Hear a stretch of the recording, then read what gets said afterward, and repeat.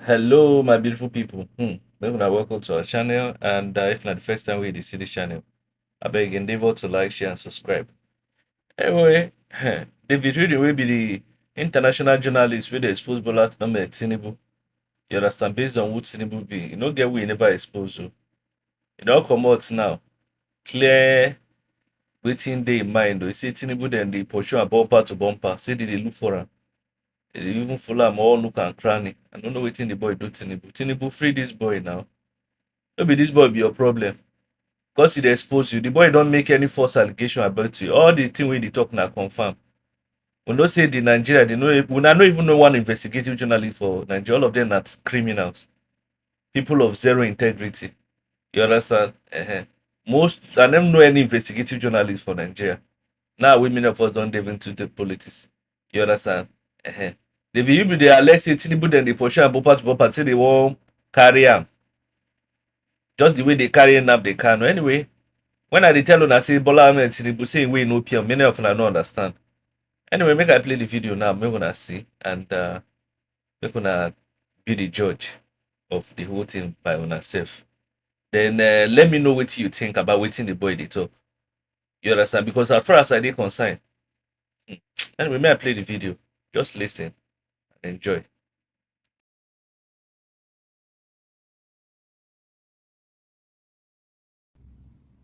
My name is David Hyudein. I'm an investigative journalist from Nigeria, and I'm constrained to send out this public appeal to the Ghanaian government, to the Ghanaian President Nana Akufo-Addo, the Ghanaian Minister of the Interior, Honorable Ambrose Derry, and to the chair of the Ghana Refugee Board, Prof. Kenneth Atafua. I fled Nigeria in 2020, and I applied for asylum in Ghana in early 2021. In May 2022, I was granted refugee status in Ghana. Consequently, I was also issued a Ghanaian refugee travel document, a refugee passport, which I have subsequently used extensively to travel across Africa and around the world. Now, last month, when there was the ongoing back and forth between those who wanted to go to war within the ECOWAS bloc, those who wanted to go to war with the coup regime in Niger, and those who didn't, something happened. The Nigerian president, Bola Ahmed Tinubu, made a move to deploy Nigerian special forces illegally into Nigerian territory to enforce a no-fly zone, which is a euphemism for essentially staging a military attack, an unprovoked military attack against an independent sovereign nation and a friendly country to Nigeria. As was expected, most people in the Nigerian government, in the Nigerian military, and in the citizenry at large weren't at all on board with this. But Mr. Tinubu was clearly desperate to start this war with Niger, a war that nobody wanted. Subsequently, a secret document was leaked to me, a document which contained basically attack instructions and basically staging plans for this illegal invasion of Niger. And I knew that by putting this document out, I could potentially stop a catastrophic invasion, which would lead to an immense and unnecessary loss of West African life. So that's exactly what I did. Early August, I put out this document. And it had the desired effect. It did, in fact, stop the invasion. Subsequently, Mr. Tinubu then tried to seek permission from Nigeria's Senate to deploy the Nigerian military into Niger. The Senate knocked this back. And to all intents and purposes, the invasion essentially became a stillbirth, right? It didn't happen. Which, from the point of view of, I think, any right-thinking person in the ECOWAS sub-region, was definitely a good outcome, right? What definitely under no circumstances should have happened should have been a military invasion of Niger by Nigeria, leading to an outcome that no one would have been better off. I could spend an hour explaining the many different ways that this would have been a terrible idea, but I'm sure most people know this just as well as I do. It would have been something that would have been catastrophic and would have benefited nobody except probably Mr. Tinubu himself. Now, after I leaked this document, I was made aware from several sources that the Nigerian military establishment and the Nigerian intelligence establishment became essentially particularly enraged with me. So I've been a person of interest for a long time, but with that, I became designated as something of an enemy of state.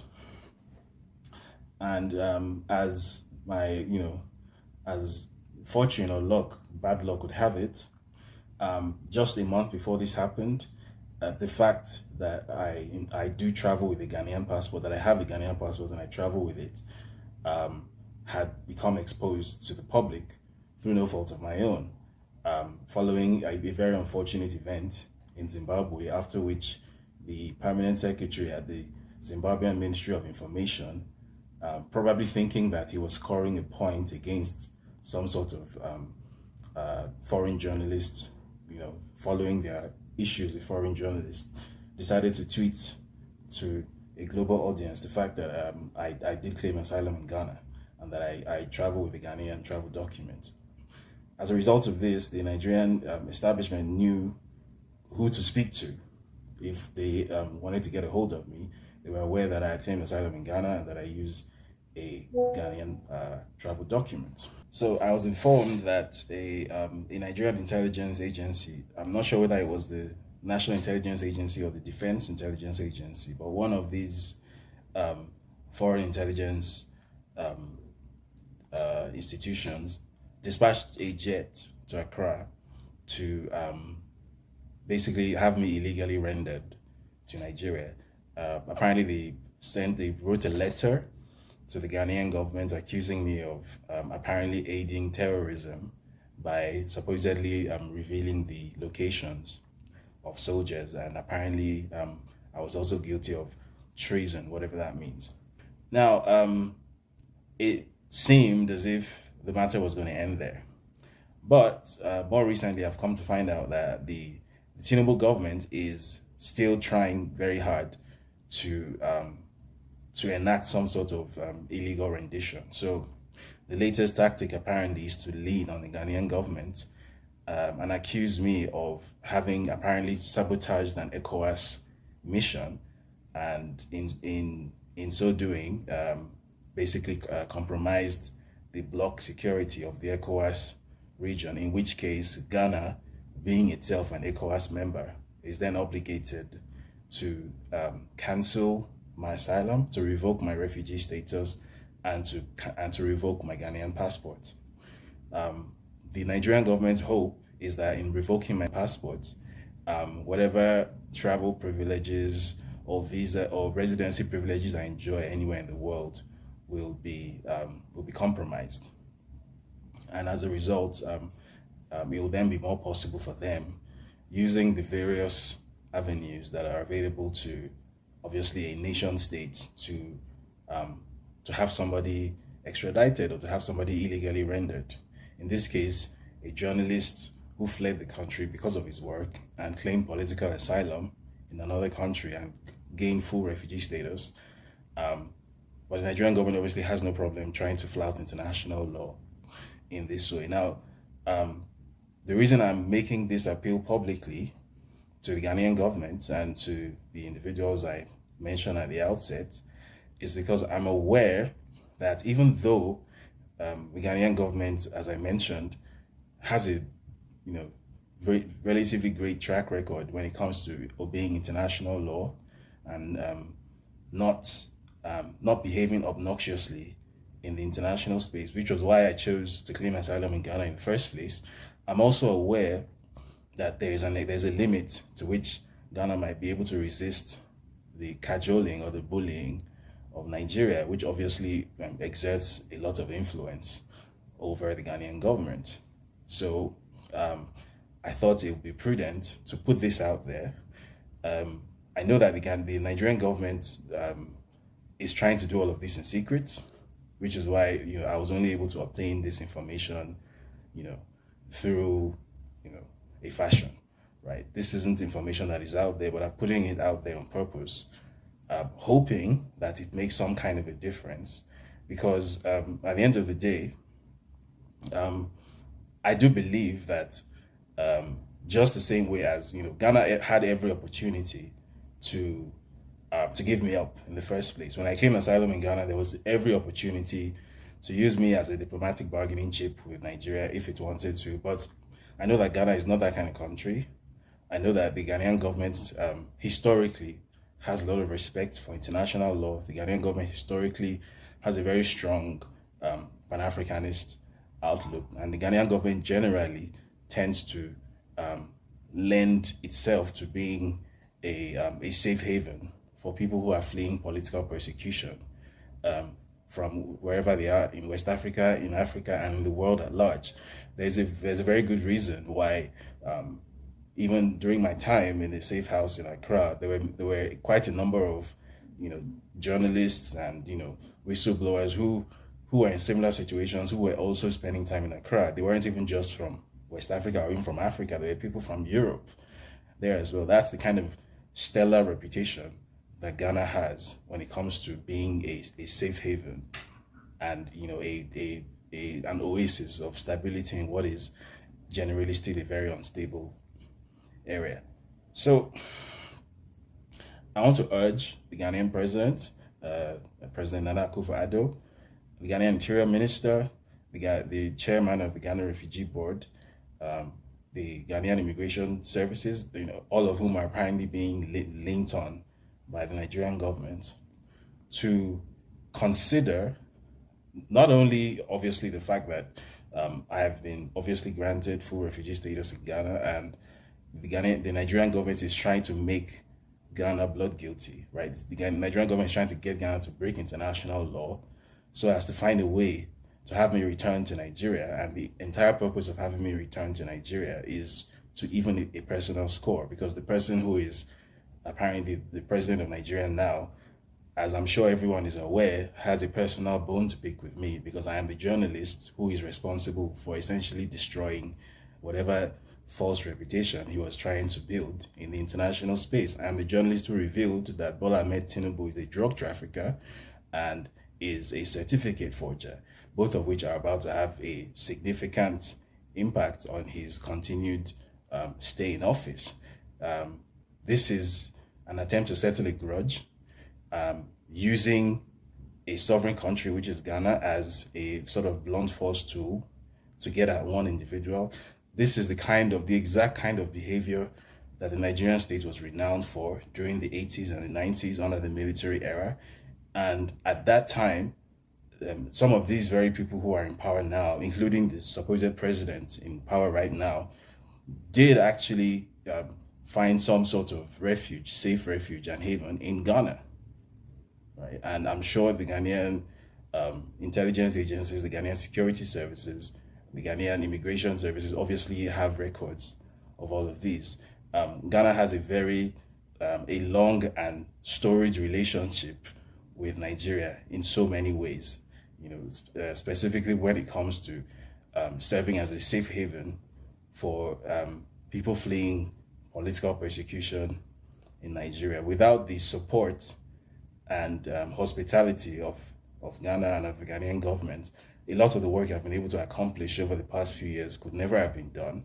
I might not even be alive, right? The Ghanaian government has been nothing but honorable in its dealing. So I want to urge the Ghanaian president to resist the temptation to allow an illegitimate Nigerian president to push Ghana into breaking international law.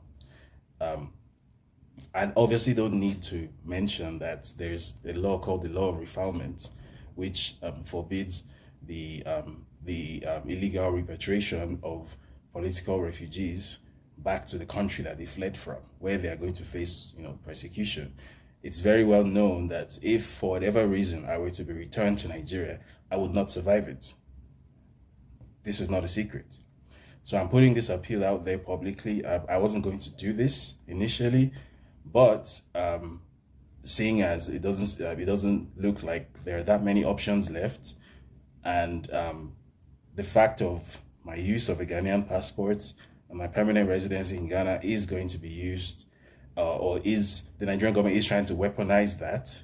And Ghana, for all its best efforts, for all its best intentions, might not be able to resist the bullying of the Nigerian government. I'm constrained to put this message out in the public domain, at the very least for record purposes. So if anything were to happen to me, I hope it doesn't happen, but if something were to happen to me, everyone should know who is responsible for it and under what circumstances these things happened. The Ghanaian government, as I said, has been nothing but good to me. The Ghanaian government has behaved excellently, historically and presently. I hope that continues. I hope it's able to resist the tactics of the Nigerian intelligence agencies, the NIA, the DIA, the DSS, which are parts of the erstwhile, the infamous NSO security organization, which used to carry out this exact sort of illegal international activity back in the 80s, because apparently that's the era that we've gone back to now. But in the event that it does, in the event that the Ghanaian government isn't able to hold Nigeria off, and my Ghanaian passport is revoked, my Ghanaian permanent residency is revoked, I'm also appealing to international institutions that may be watching this to lean on whoever can be leaned on to see that this reaches some sort of resolution. And in the event that there is no resolution, and I end up becoming a journalist who ends up dead because I did my job, well, I want everyone to know who was responsible. So that's why I'm putting out this appeal. I hope the Ghanaian government does the right thing. I have faith in them. They've always done the right thing more often than not. There are so many more people like myself who have found a safe refuge and a home in Ghana. I think it would be a very sad thing if that reputation that this country has built for itself should be damaged because of an illegitimate president in Nigeria who is essentially trying to personalize the apparatus of state and use it to pursue his personal vendetta around the world. So that's all I have to say this evening. Thank you for listening.